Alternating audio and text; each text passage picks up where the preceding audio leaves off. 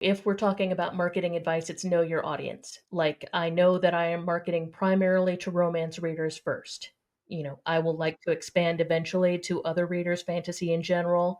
X, I do try to keep it more agnostic when I'm talking about my book and focus on the building politics and the medieval city builder, which is another thing that, like, there's not a lot of that. So that's a good selling point.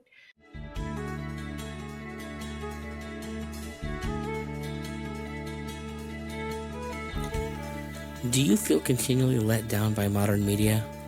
Do you miss the good old days, back when all that mattered was a good story and not some agenda? Do you have ambitions of picking up a pen and pad and fighting the creative war yourself? Then this is the podcast for you. Each week, I'm going to talk to a creator who said enough is enough and started making the content they wished was out there. Join us as we discuss the ups and downs of the self-publishing world. We want to help empower you to join the Iron Age of media. Welcome to Iron Age Marketing.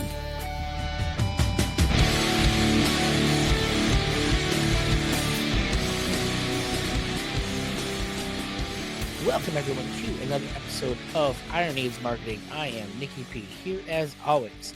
Today I'm joined by author Melissa J. Cave. How are we doing today? I'm doing great. How are you doing? It is a Wednesday night, so I'm doing fine. It could be any other night, and I'd still probably say the same thing, but because it's a Wednesday today, we'll just say because it's today. Yeah, we're through the worst of it. Exactly. Why don't you tell us a little bit about yourself and where you come from, kind of this big spiel as it would be. Yeah, so I am, well, right now, published author as of November 1st. I currently work for the Department of Defense and I'm a military brat and veteran myself, so I am from everywhere. I've been moving for a good chunk of my life, most recently, Virginia. My wife is also a military brat and has fun stories of like Germany when she was a child. Can't give blood to this day because so now one of the things we're kind of talking about in the pre-show, and I bring this up because it is something we don't think about a lot, is we tend to think of people from the military as being not the most abstract or creative of beings. And so when you tell people you're an author in particular in the fantasy genre and that you were a soldier, that seems weird now. Now culturally, that's also ignoring the fact that like C.S. Lewis and Tolkien and all those guys were soldiers at one point in time too. But it's I think a little different culturally now than it was at that time. Yeah, you get the image of discipline, and so that discipline kind of crushes creativity and individuality. But really, like, one of the most important components of creativity is experience, in my opinion. Like, see the most places, know the most people, experience the most weird and diverse possible life. And that will inform writing, especially, better than just about anything else. Well, I mean, when we look at modern TV writing, it is clear that the people doing the modern TV writing have never left Los Angeles and don't know many people other than their dog. Yeah, and that's the advice that I give to any young writer is to go out and get a weird job. Like Louis L'Amour, their Western writer, is kind of an idol of mine, and he had the most bizarre collection of jobs you've ever seen, like going on tramp steamers around the world. And that will show up in your writing, even if you're not talking about tramp steamers. That experience will appear. Well, I mean, if nothing else, it makes you a fascinating person to talk to, which is just inevitably going to lend to storytelling. My daughter's godfather, one of the things that like I always love talking about him is because he spent time as a cabbie when he was in his early 20s, and just listening to him tell stories of just that job alone. Like he had plenty of other weird ones, but like the people that he met just driving a cab made for some of the most interesting listening in the world. Oh, for sure. So I can only imagine like having like say the having left the country, the get moving around element of being in the service, just giving you an endless amount of stories to tell there. Yeah, that and actually a lot of experience for storytelling now that you say that, because anytime you get a group of military people together, they're going to start telling stories about the weird stuff that happened. And when you're actively in the military, you've got a lot of standing around time to tell stories. So that refinement of the storytelling experience is definitely there. Let's hurry up and wait, as they say. Exactly. Interesting. Now, Out of curiosity, does that background lend in any way specifically to the fantasy element of the writing? So, as a veteran and just sort of the military experience in general, like, there's a lot of that in fantasy, and in mine in particular. I write medieval or medieval-ish fantasy, so it's got knights, they just came out of a war. So a lot of their experience plays throughout the series. Like, I try not to, like, make a character that has PTSD, like, as their central character feature. All of them have a variety of ways of responding to what's happened to them. So that shows up, and there's a strong theme of what do you do after the war is over? And that's also kind of the central question that I ask about the series that my male character Remen is trying to answer is like, do the promises that we make during war ever survive the peace? And of course, just coming out of 20 years of war in the Middle East, like this is a relevant question to me. But this is one way that fantasy is aspirational because he does actually try to keep his promises. It takes a lot, but he does try to keep his promises to his surviving men. So it sounds like you're approaching it from a hopeful angle, which is not something we see a lot in modern writing in general. It's a lot of, I would say, doom porn, but Yes.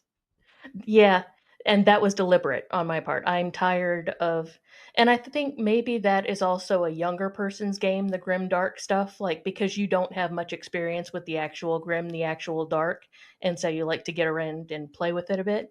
But I think we've had enough of that. I think we've had enough of deconstructing heroes and everything is bleak and everyone is terrible and the bad guys win and oh, I'm tired of reading that. I'm tired of seeing it. And so it was a conscious decision on my part to show good people doing their best. it's funny you mentioned that because for me, in most of my life, I've been a horror guy. That's my thing, and I still enjoy reading it and whatnot. But it definitely doesn't do for me what it did, say, in like my late teens and early 20s. It doesn't carry the same like cachet, I guess. I'm easily amused by reading like something that's actually got like a positive end of a story, and I think only because maybe because it's for so long, writing has been taken over by I guess maybe my 20s, I've been very happy that everybody dies at the end of a story because, oh, it's maybe flipping the idea on its head, having come up in the classics. But now it's like everybody's writing the ending where everybody dies. So it's like there's nothing satisfying in that. I'd rather find like some glimmer of hope in my writing. That's the stuff that I'd rather pass down to my child. I'd say that much. Well, and you get a big so I'll say I'm over 40 now. And so having gotten that much of a time scale, like the idea of old age is no longer as foreign to me now. And so you have your young, dramatic, violent, etc. years.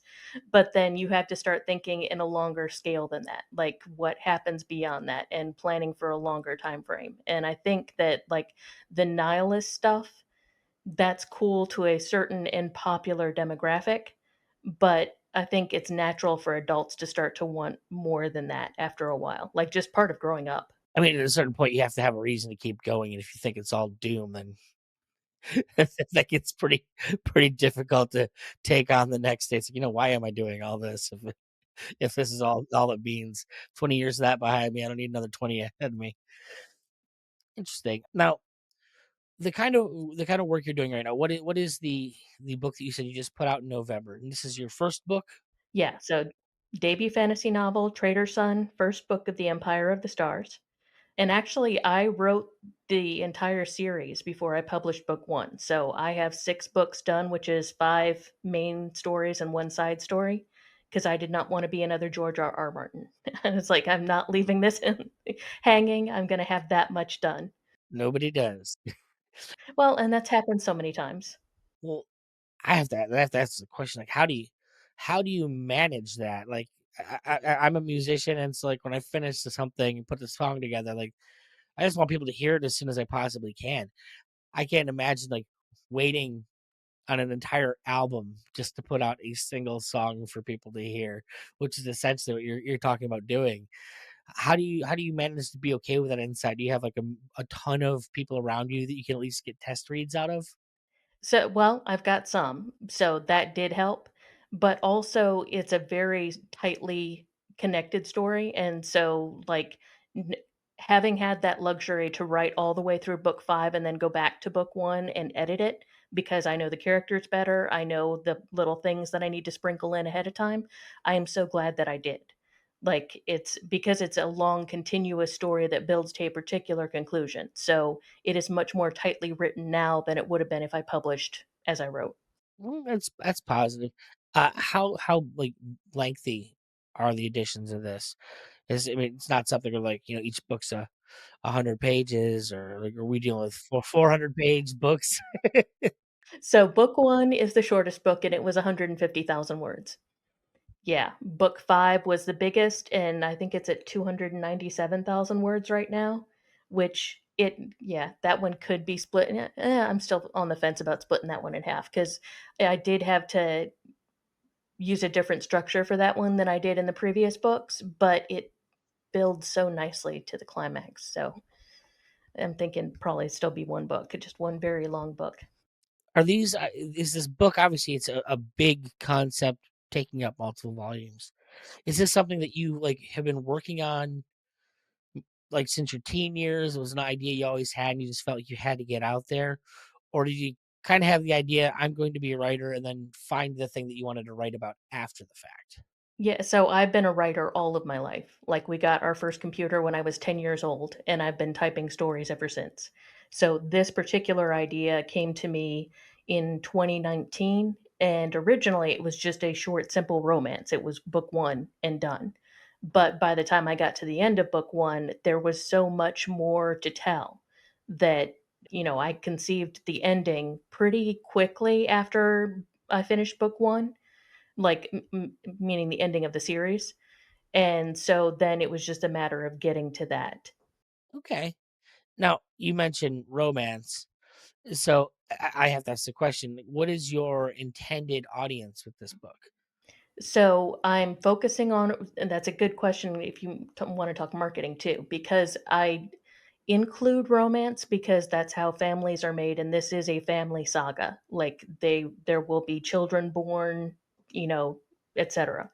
So, romance is a huge component, particularly of book 1, but it is not the only, genre. Yeah, it's also action, politics. A friend of mine was actually mentioned the other day on Twitter, specifically mentioning romance in men and about how men are starved for romance in books because they've all when you write romance now, it's not written for the way men experience romance. It's written specifically for a very particular type of woman. And, RH Snow is the person I didn't mention who remarked about this. And I don't know if it was something that like I hadn't thought about, or but I mean, the romance is definitely like you look at a lot of the classics, it's always part of the story. It's like it's never not there. Even look at, our Star Wars, Mhm. No, you're saving the princess for romance. Like, that's the reason. it's not maybe quite the pulp element of it, but in the broader like storytelling school, like romance has always been a part of it.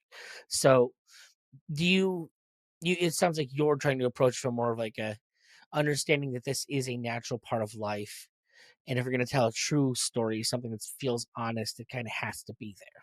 So and obviously, I can't speak on behalf of men, but I know enough men and have talked to them often enough to know that, like, romance is not an automatic reject for them. I think based on the feedback I've gotten from the men that have read the story, and I've had a surprising number that have read it and reviewed it, they need to care about the characters in order to care about the romance. And a lot of the romantic fiction that men are not reading is badly written men, unrealistically written men, sometimes cringe, often cringe, which is fair because men don't always write women well, you know your audience, blah, blah, blah. But if you want, romance is not an automatic reject for men.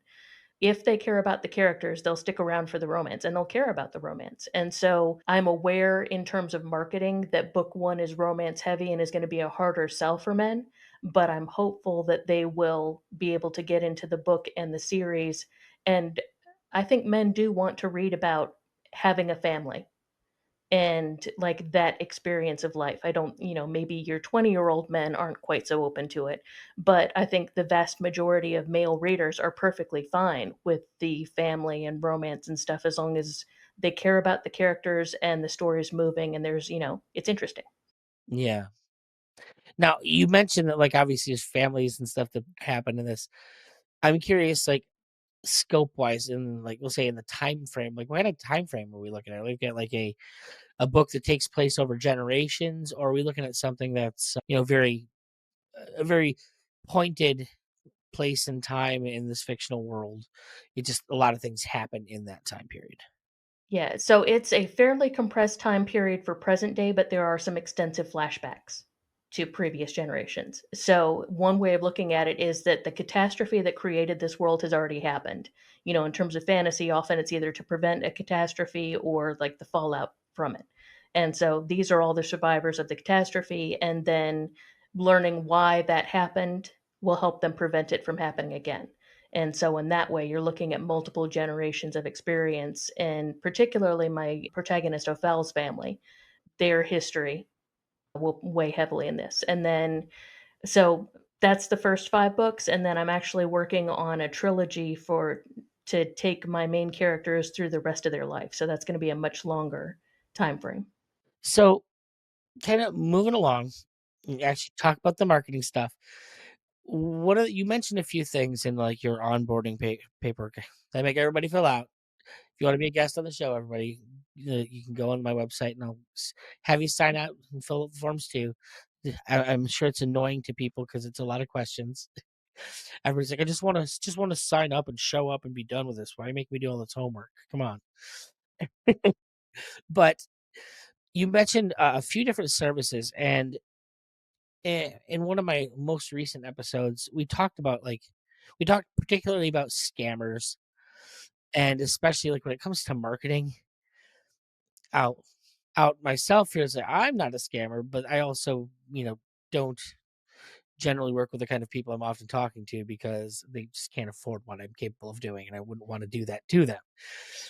But you get a lot of people trying to sell high-end services to people that frankly just aren't in a place for it. So, you mentioned 2 things. One of them was NetGalley, and the other one was what was the other website? Book Sirens.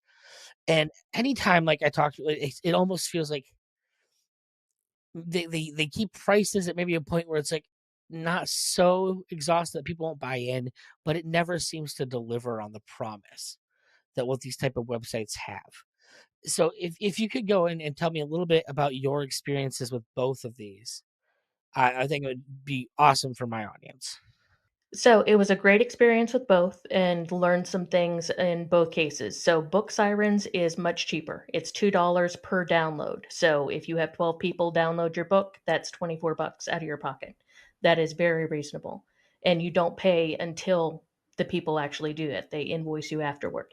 I did not get nearly as big a response there as I did from NetGalley, but I think Book Sirens is more indie friendly in general. So they're more targeted toward that audience and less toward the huge industrial bestsellers that you find on NetGalley.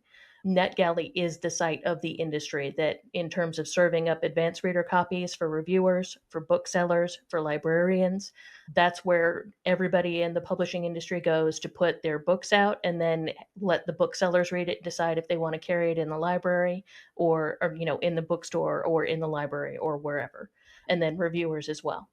So that one is much more expensive. If you were gonna get an account by yourself, it would be like $500, and I don't remember if that's once or like once a year or once period, but either way, that's a lot of money. So I used a co-op for that, and it was $55 a month, which, if you're gonna put an arc out, usually it's only for a month or 2. So that was a much more reasonable price for me. The good thing about NetGalley, aside from a humongous audience of professional people, is that you get a lot more information out of it. So, for example, they can give you thumbs up or thumbs down on your cover, which gives you a good feedback on, the response that your cover is getting. They give you reasons why they requested a arc. So, like, was it your description? Was it your cover? Was it this? Was it that? And so, for example, I got 72 thumbs up and no thumbs down on my cover. which tells me I did a good job with my well, I didn't, my book company, my cover designer did a great job. But that's great feedback, and if I'd gotten a bunch of thumbs down on it, then that would have been a good reason for me to go back and say, "Okay, what's wrong with it?" So, that was really great, and then also, in both cases, a lot of those reviewers will go over to Goodreads and or Amazon and post reviews ahead of time, which gets still more buzz going because if they've got followers, particularly if they are bloggers, which a lot of them were, then if they've got followers on Goodreads, then those people are gonna be anticipating your book on Goodreads. So, it's a great way to get enthusiasm going before your book ever comes out. Interesting. I would ask the question, who is going to click on the book and not be interested in the cover? Like, it's, "Oh, I thought this was interesting enough to click, but I hate the cover." Well, then why'd you click it? Like, something's not adding up in your metrics there. You're lying to yourself about something, boss. Yeah, well, I mean, they could be clicking it to tell you this is a terrible cover, which is also useful feedback. And that would be useful feedback, I guess. I guess, they wouldn't be requesting it if it was a terrible cover, I would imagine, but I don't know. I guess I don't know the all of the way that the website works. Anytime you can get more detail and like get very specific details out of an audience, so that's awesome. So it sounds like that place is actually set up to give you more granular data. Yeah, for sure. You can get reports after the fact with very specific details about who downloaded it, who didn't download it. So you can see like they requested it. You get the choice whether or not to give it to them because you can see like what they've scored previous books. So if there's somebody that likes to just randomly two-star everything, you don't have to give them the book. And then you're also building interest if you're writing a series or, just as an author, you want to build an audience, then they will be interested, hopefully, in your follow up books. So if they read and review, then you know that you can contact them and say, hey, here's book two. Are you interested? Okay. What other elements do you think are paramount in going out and starting doing this for your first go round? I'm imagining you have an email list set up to collect your own names. How does that incorporate with both of these types of services? So one doesn't necessarily touch the other. I did get a bunch of people sign up for my mailing list before my book ever came out, which is just good to know that there's people that are serious fans. So, but it's all part of sort of generally tested methods that work. So I have a website, I have a mailing list on it, I have subscribers only goodies that I put out there. So, for example, the first chapter of book two is available on my website to subscribers as well as art. So, all of it feeds into each other. And then also making sure that inside the book itself, at the end of the book, it's got the please review me. This is my website, sign up for my mailing list, all those typical target points linking to those various areas. And what is your primary way of driving traffic to your email list?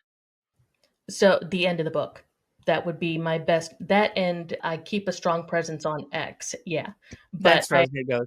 Obviously, yeah, not particularly the what's the term there? The loss leader or the it's been a long day. Did I mention that? no, I know. But yeah, no, specifically, like, you said X, you on Facebook, Instagram, TikTok, all the places, or is X primarily where you work from?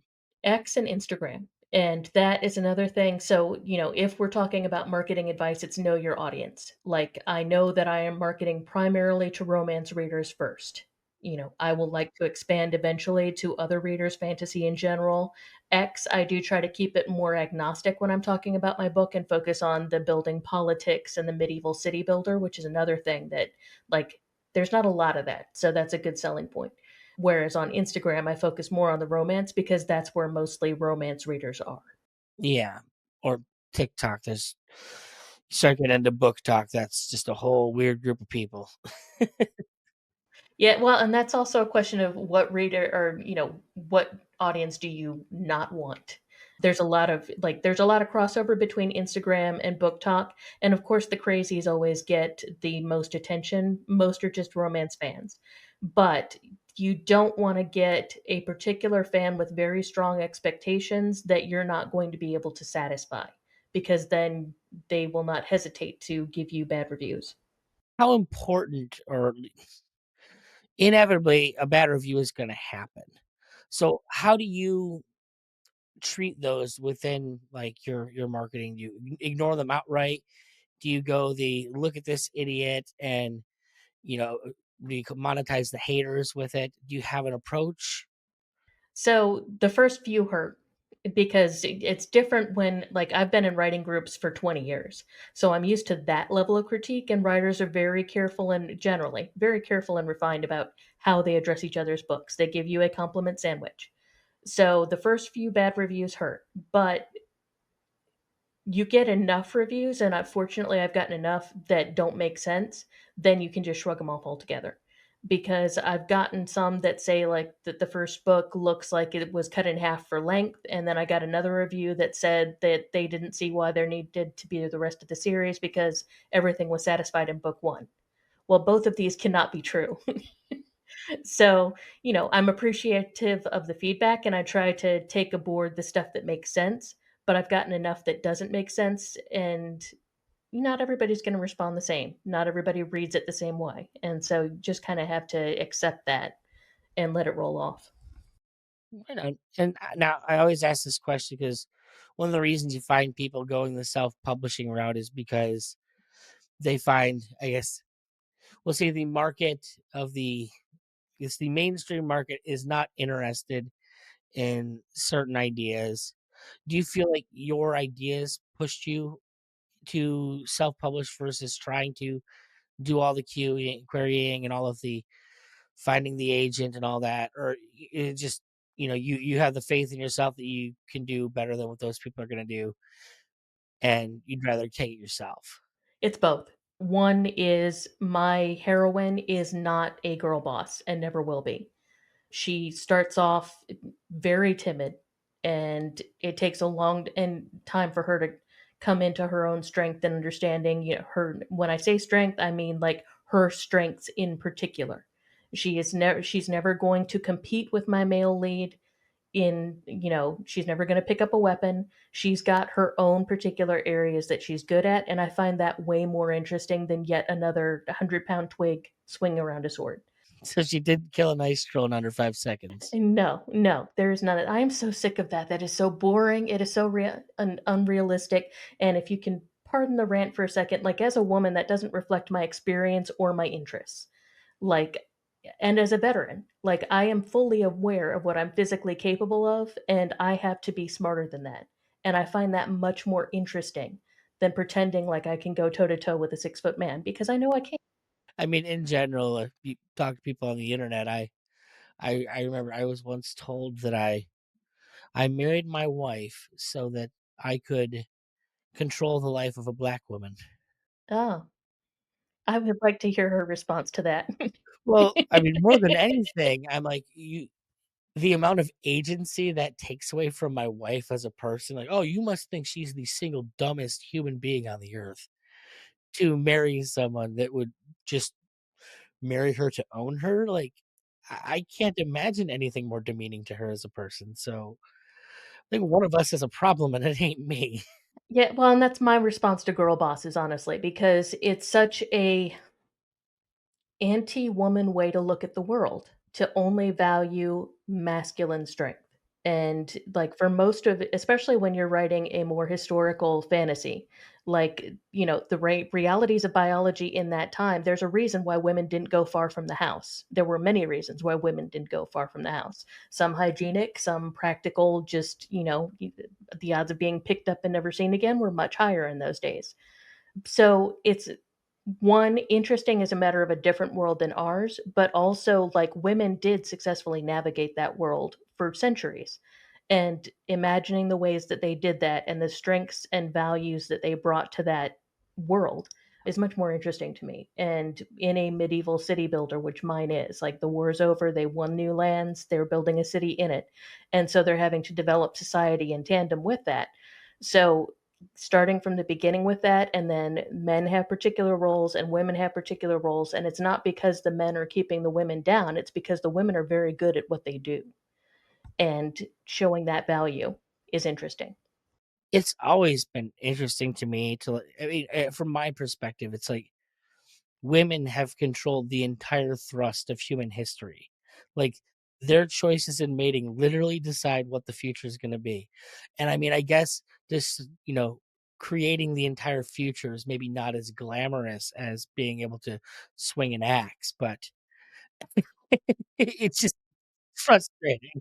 Yeah, and I've spent in the course of writing the story, I've had a lot of reason to sort of think this through in terms of like the complementary roles that men and women play in society. And women have always been the softer, unrecorded hand. So when you take the concept of law and politics, for example, this is public, it is recorded, it is known in history. But what you don't see is like, say, you've got a criminal in the neighborhood.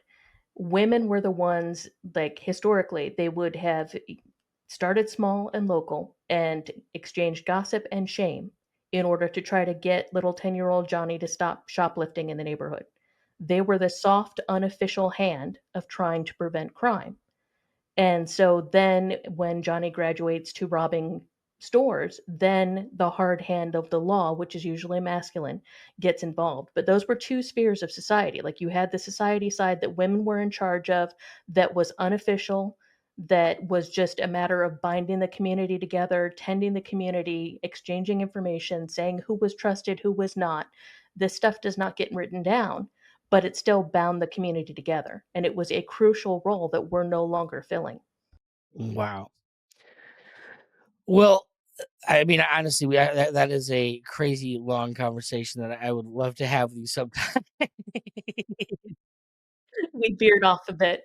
And yet, there is not a long lecture on the subject in my book. It is very much show, don't tell. But that idea is in there.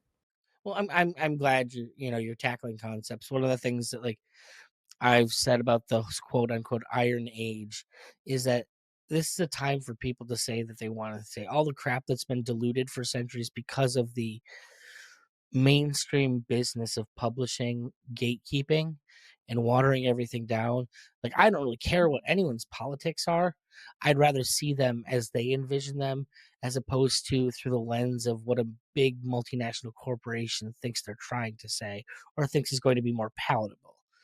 I kind of like the unfiltered, raw, you know, idea behind something personally. Yeah, well, and just being allowed to have different ideas. Like there's a certain approved set of ideas, which I do think, to go back to the earlier question, like the fact that there is a certain character, female character, that is allowed and is not allowed was a factor in why I chose to self publish. And then the other reason was just simple return on investment. Like, I don't, if I have to do my own marketing either way, then I don't see what traditional publication really brings to the table anymore. I mean, most of the people I know who do traditional publishing, they still end up having to do almost all of their own marketing anyways. So to me, anytime I hear anyone taking this, I'm like, I think you guys dodged the bullet. Yeah, well, and as a fantasy writer, like I've had a few writer friends that have gotten an agent, gotten published, started their series, and then, of course, no marketing support. And they thought that once they got a, agent and publisher, then they were golden. They didn't have to do anything else. They just had to let it roll out onto Amazon and it would do its thing. And the fact is, no, those series withered on the vine. And so not only are they not making money off those series, they're no longer allowed to write that world because the publisher gets three bad books and then they say, all right, we're done. You got anything else?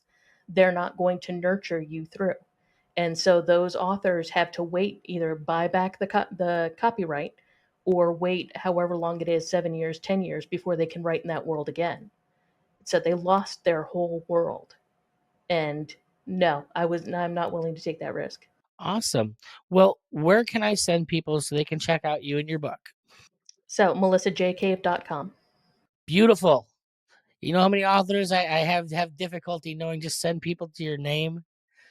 Give them a whole spiel. Oh, http dot slash backslash dash. No, just your name.com, folks. Try to make it And easy. that, to me, that's the whole point, is making it as easy to get the book in people's hands as possible. So thank you so much for coming on today, Melissa. I thought it was a fantastic conversation. Definitely with some stuff that I don't know that we've ever really talked about on this show. I got into some specifics that I know my audience will definitely appreciate. So, like I said, thank you. Yeah, not a problem. Great talking to you. Do you fancy yourself the next Tolkien, Lewis, or Barker? Maybe you just have something subversive to say. Hopefully this podcast is helping you.